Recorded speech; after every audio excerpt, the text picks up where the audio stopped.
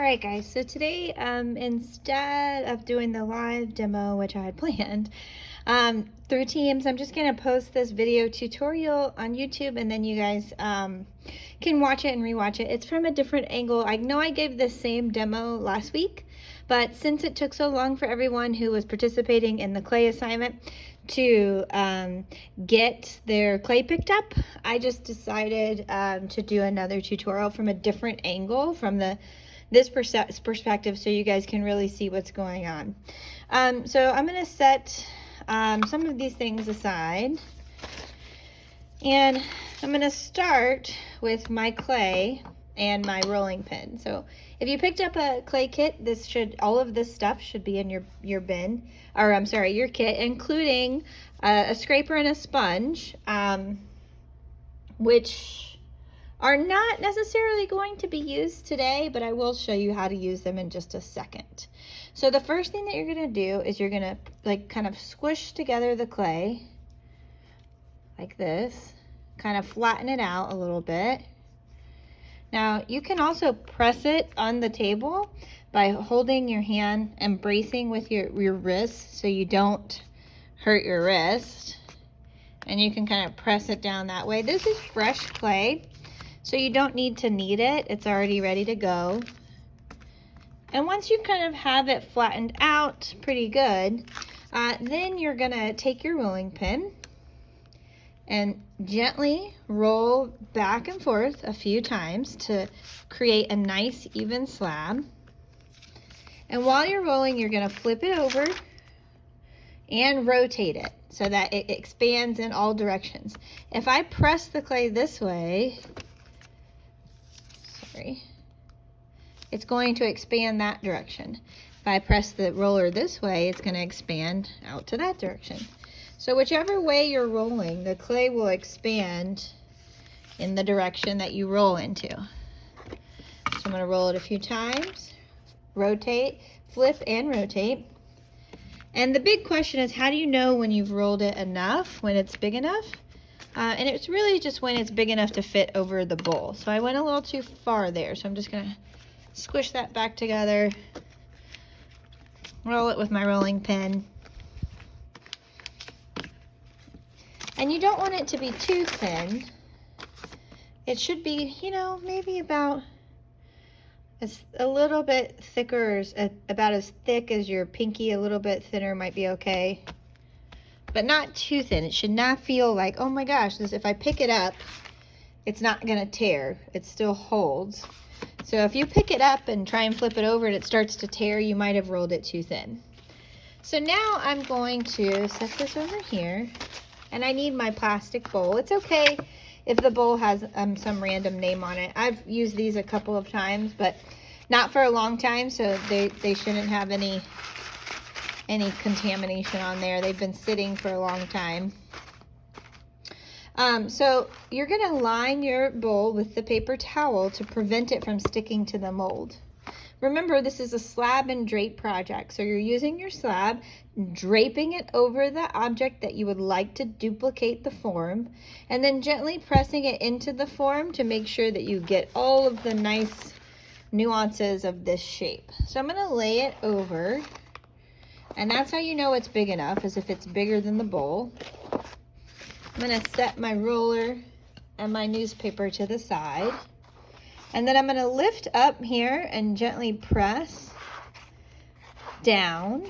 Now, this is the same exact tutorial I gave you guys last week, except now you could be doing this along with me and just pausing the video.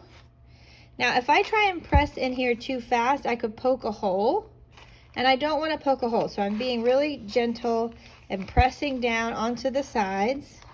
My hand, there's always pressure, counter pressure on the outside, so that the bowl doesn't collapse on me.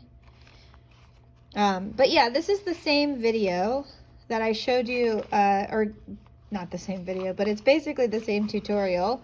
I'm just doing it from a different angle, and so that you can see. So say it gets a little thin down here, just tear off a piece, roll it in your hands like a little coil, and the clay is plastic, so When your clay is really soft, you can just smush. I know it's not a very technical term, but you can smush your clay back together and patch it when it's soft, when it's plastic. So I'm just getting that nice shape. I should have a nice round bottom. You should start to be able to see, like, okay, I can see the shape of the bowl underneath there. And I'm gonna lay my paper towel, it's been a long day, guys. Lay my newspaper over and flip it. So I'm not gonna take it out of the mold. I'm just gonna pull the paper towel back, and I'm gonna use one of my green tools, or maybe something you have lying around the house. You could use a butter knife, or just it doesn't have to be sharp, just something that can make an edge. And I'm trimming off the excess clay. Now, you're not going to throw this away. You're going to use it to maybe decorate. So, I'm going to trim. And now I can peel this off. And using the newspaper, flip it back over. And now I definitely have something that looks like a bowl. Let me go grab my sponge and my scraper.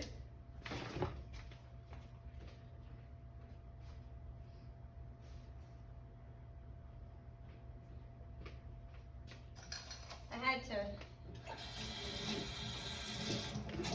have to wet the sponge a little bit.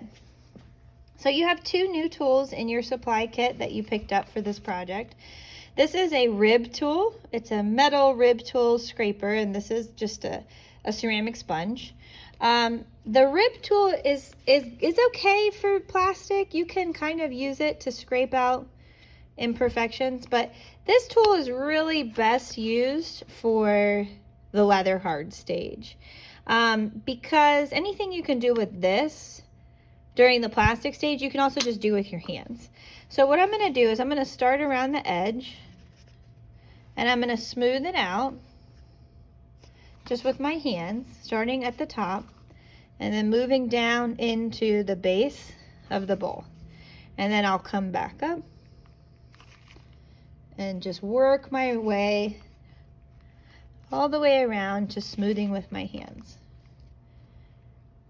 And I'm always moving in one direction because I feel like it helps me know that I've touched like all of the surface. When I get back around to here, I know that I've smoothed out the whole thing at least once.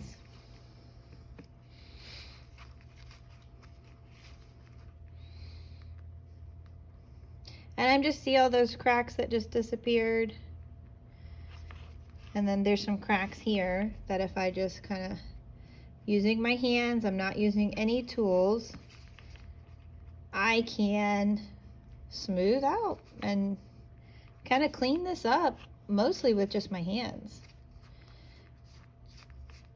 Now, you really don't want to oversaturate by over sponging, because when you wipe your sponge, yes, it gets really smooth, and it's just kind of slightly wet, but you do want to smooth it out some with the sponge on the plastic stage, but not too much, because look what happens to your sponge. It turns gray because it's picking up the clay off of the surface, and if you over sponge, you're gonna thin your clay out really quickly.